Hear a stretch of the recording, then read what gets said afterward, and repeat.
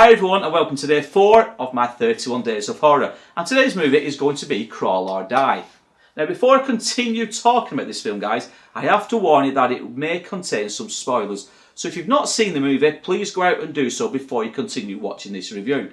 That being said, if you have seen Crawl or Die, stay with me and thanks for watching. Now as for this review guys, and as for all the 31 views that I'm going to be doing, it's all for a fundraiser that I'm doing. I keep saying it, I think in nearly all my videos, but I'm trying to raise a few pounds for Bleakholt Animal Sanctuary. Now yesterday I did come across a very good video that they've put together.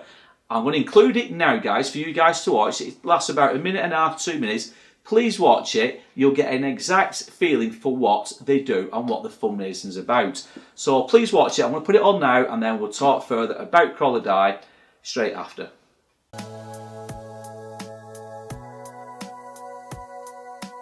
Hi, I'm Stuart. I'm the operations manager here at Bleakholt. This is Bleakholt Animal Sanctuary. It's a very unique place because this is the home for a wide range of animals. Some sanctuaries concentrate on one particular group, but here we've got a whole collection of animals. We've got some great ideas to take Bleakholt into the future. One of the things that we really want to do is replace some of our old and dilapidated kennels with a brand new project. To do that, we've already started to put together some events that we hope will raise money for us and increase our profile. So one of the things, for example, that Gemma Atkinson is going to lead Team Bleakholt in the Manchester Great Run at the end of May. Bleakholt is a great place. It's always been well supported by animal lovers for many, many years, and we rely almost entirely on volunteers. We have a lot of volunteers here at Bleakholt, but we always need more. So if you want to come and help us, check us out on Facebook, Twitter, or you can come down here and meet us in person or give us a call. We need volunteers for the cats, dogs, rabbits, donkeys, goats, whatever animal you choose. Everyone is welcome.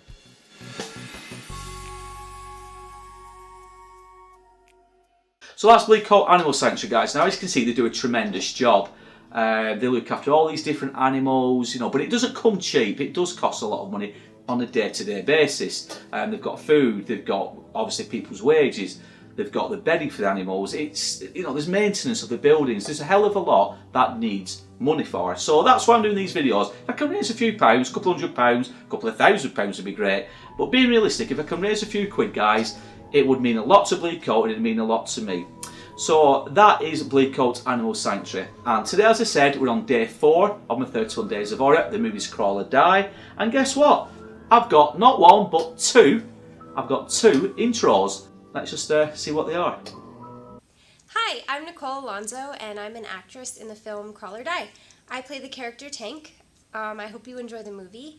And if you'd like to learn any more about our upcoming sequel, you can visit our website at www.crawlordietrilogy.com. Tank Army. Hi, I'm Oklahoma Ward, the director of the cult indie horror film Crawl or Die. All of us involved with Crawl or Die want to thank my movie reels for having us be a part of this, the charity, and we sincerely hope you enjoy the film. We're filming this sequel. You can go to crawlordietrilogy.com to check up on the sequel. We want to shout out to the horror community and hopefully you for all the support that you've given us and help us to become what the horror critics have said is the most claustrophobic movie ever made. Again, thank you. Thumbs up to my movie reels. Thumbs up to the charity. Love you guys. Attention. So that's Nicole Alonso and Oklahoma Ward. Now, Nicole Alonso, as you can see behind me, is the main star in Crawl or Die. She plays a character called Tank. And as for Oklahoma Ward, he's the writer-director of Crawl or Die. So a big thumbs up and a big and a massive, actually, not big, but massive thanks to you two guys for doing that for me. I know you're busy people, so I do appreciate the time that you've taken to do such great intros. I really do mean that. So anyway, for Crawl or Die. Crawl or Die came out, I think it was 2014, and it stars Nicole Alonso, who's like the leader of this military operation that have gone out to protect the one and only survivor of a virus that seems to have ravaged Earth, but it's left one female that can conceive, just the one female. So obviously the people have to protect her at all costs. Now to do so, they all end up on this planet called Earth 2. Now Earth 2, it's, let's just say it's got something about it. We don't really know what yet because the story hasn't been fleshed out enough. Now when I say this, Crawl or Die, or Crawl Bitch Crawl as it is officially known as, it's one of 3 movies. Now hopefully over the second and third films we'll see more about what happened to Earth and what this virus is all about. But in this movie, the first one, Crawl or Die, the characters end up on Earth too. Now, they get hunted, they end up being chased into these tunnels, these endless tunnels, the dark, the dirty, the dank, the smelly. But there's one thing chasing them in these tunnels, and this thing is like a big alien monster, if you will. Now, I am going to use the reference to the Aliens films because there is an uncanny resemblance to them. Now, I'm not saying that's a bad thing, but there is a resemblance to the alien monster in the Aliens films than there is to Crawl or Die. But it's well done, it's well put together. And basically the story is a simple one. The script is pretty simple in that Tank, or Nicole Alonso, Tank the character she plays, she's been hunted through this tunnel while she's trying to protect this one lady who can conceive. And they get hunted down, all the army, all the military that's with her get taken out one by one. Some are in disturbing ways, others are quite simple. But obviously you know where it's going to go, guys. It's going to be the 2 ladies at the end of the film. But it's a funny film in that everything takes place in these tunnels. Everything. Apart from the first maybe 5-10 minutes and the last 10 minutes. But the rest of the film, 90% of it takes place in these tunnels. And the thing is, guys, about these tunnels is the tunnels are actually purposely built for this film.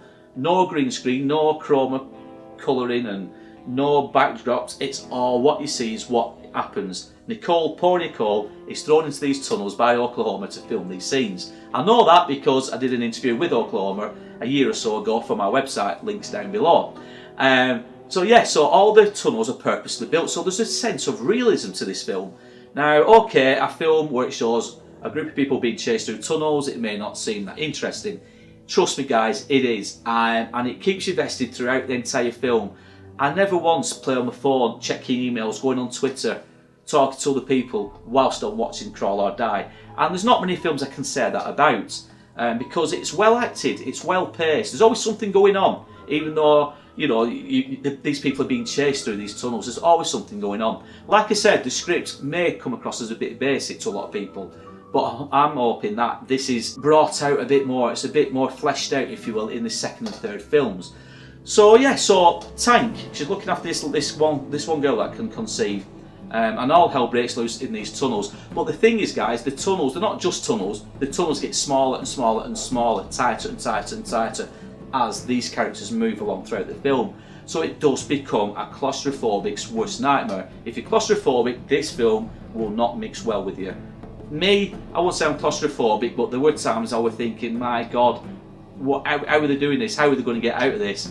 And that's just down to how well this movie's filmed and how well it's acted.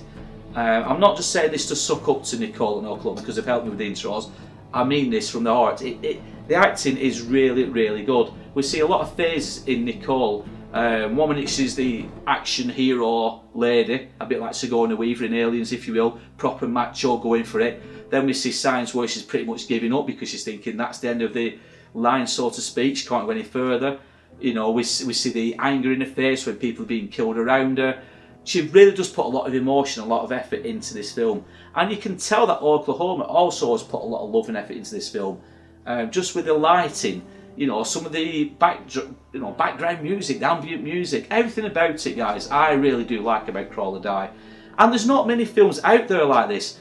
Now, okay, here in the UK, there's a film called The Descent, where a group of women go caving and they come across these hidden creatures.